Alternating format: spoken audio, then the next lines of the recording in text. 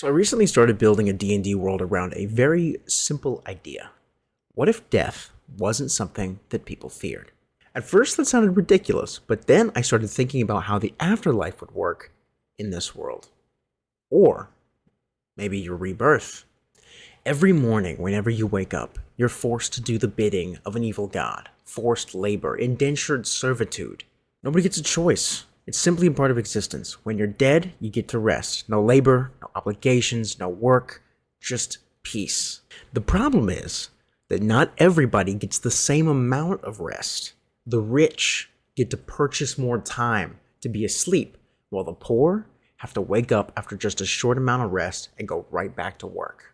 This is what happens whenever death decides to become its own CEO and commits to capitalism. And once I created this world, I started to ask some really disturbing questions about what a society would look like run by an evil god such as this one. And I think I came across some interesting discoveries while I was coming up with this world that I would love to share with you. And if you wouldn't mind, I would really appreciate it if you could like, subscribe, and hit that little bell notification. I'm not used to saying that. I used to make videos a very long time ago, and it's so weird having to say that because I never had to deal with that whenever I was a kid. But anyways, back to the video. Let's get into discovery number 1. Death equals wealth. Now you might be wondering, if death is rest, then what does money buy? It's quite simple. It buys time. Now obviously the rich are always going to want their big houses, their fancy parties, the nobles of the world, you know what I mean? In this world, one of the biggest flexes that nobles can have amongst themselves is the fact that they've been dead for centuries. Let's talk about dynasties of families that have been dead for hundreds of years, right? I mean, think about it. These people are so rich and they're filthy rich that they want to spend as much time as they can resting in the grave so that they don't have to commit to the work. Because everybody has to do it. Nobody's exempt. Nobody's exempt from doing the work. So why not buy 100 years, 200? You get to see, as long as you coordinate your family meetups and all that kind of stuff, you can wake up whenever you want, die, go back to bed, Now, what kind of conversations pop up in noble parties, right? Because think about it. Let's say there's a yearly ball that people will come back to life for, because you can schedule what time you want to wake up. Maybe you have to work in the morning whenever you wake up, but who's to say that you can't just die at the end of the day and go back to bed when you're rich? The poor don't get that option. The poor have to stay awake. They have to go back to work. But the rich can do whatever they want. So let's say they go to this big party, right? What kind of conversations are they having? Because most, in our world at least, rich people gloat about their newest yacht or their golf course or their new beach house, right? But these people, they're talking about how long they've been dead for. They're bragging about who has the most amount of time spent resting. Now, whenever I first came up with this idea, I kind of delegated 2 weeks to a year, right? So you get 2 weeks of rest per year of work. So let's say you live an average of 80 years. That's 160 weeks that you get to spend in the grave before you have to wake back up. Now the rich, they can go and buy more time. But the poor don't get that option. They have to wake up and they have to go back to work. Now that leads me to my final question. If death is a luxury, then what are people really working for? Now we get into discovery number 2. Society becomes upside down. Right? Most people in our world are saving money for retirement. It's just how it is. But death in this world is retirement. So, what are we doing? What do we do? Now let's imagine a couple of different things. Parents saving money for their kids' college. That's how it is in our world. But in this world, parents aren't saving money for their kids' lives to be comfortable.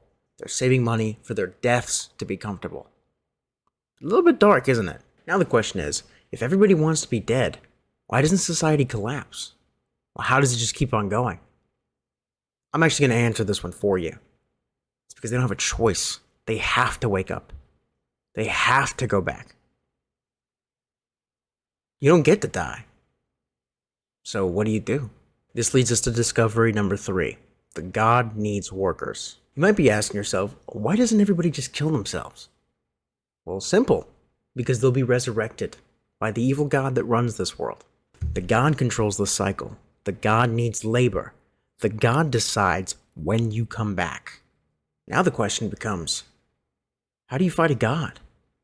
Then we get into discovery number 4. The rich are the real problem. When you have generations to build wealth within multiple lifetimes of the same person, and you're just stacking experience after experience within the same person who then gets to pass that on to their children, you're creating a dynasty. You're creating a group of highly financially intelligent individuals who know how to control society through the means of wealth. You get absolute overlords. Let's picture the mob families of the early 1900s and how they ruled the underworld.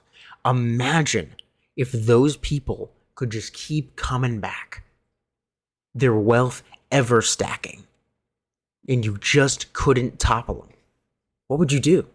How would you take care of it? Now the real question becomes, what if someone wanted to change the system? And that leads us to discovery number 5. I'm going to be honest with you, this one kind of stumped me. It is the main campaign mystery.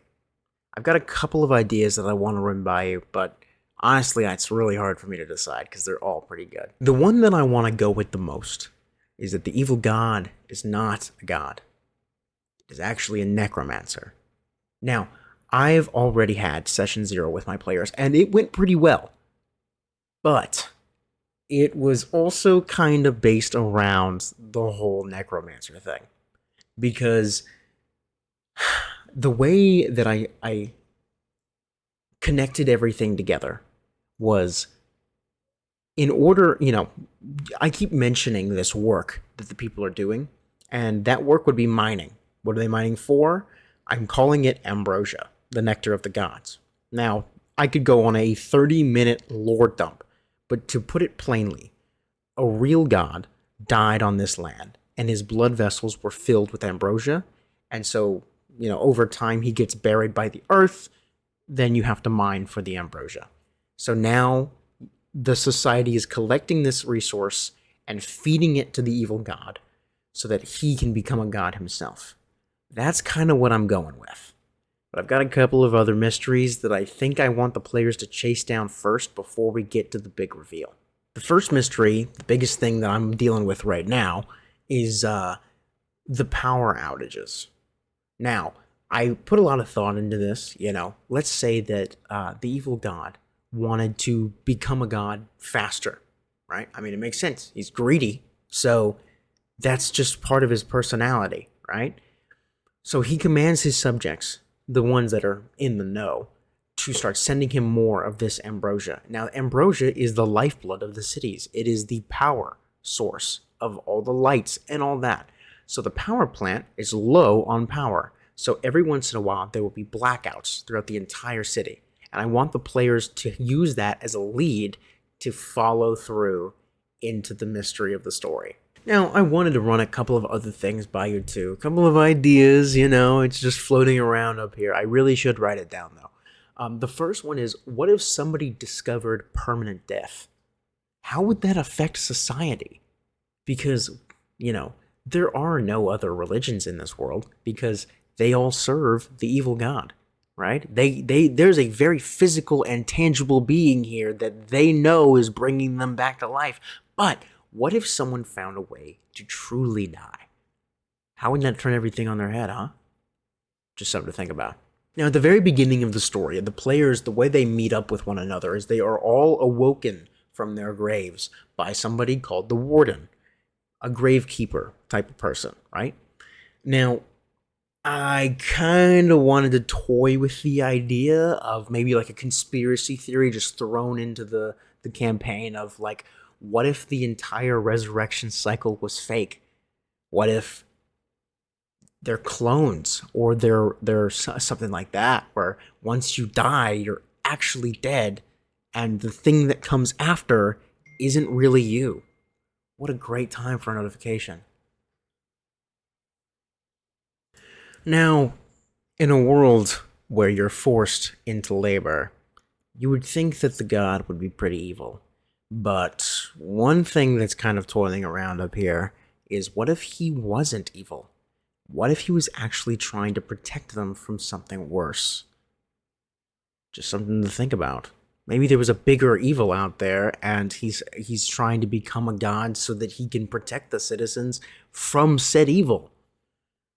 God of chaos? Something like that. I don't know. I'm going to be 100% real with you. I've got session 1 in 2 days, and my players are already caught up with all of the pre-planning work that I already did. So if you'll excuse me, I'm going to go ahead and end this video, and I have a lot of work to do because I have to figure out where we're going to go from here. So thank you so much for watching, and I've got a couple questions left for you. If you lived in this world, what would you choose? A life full of labor, or centuries full of rest? And if you were one of my players, what mystery would you go down and see first? See ya.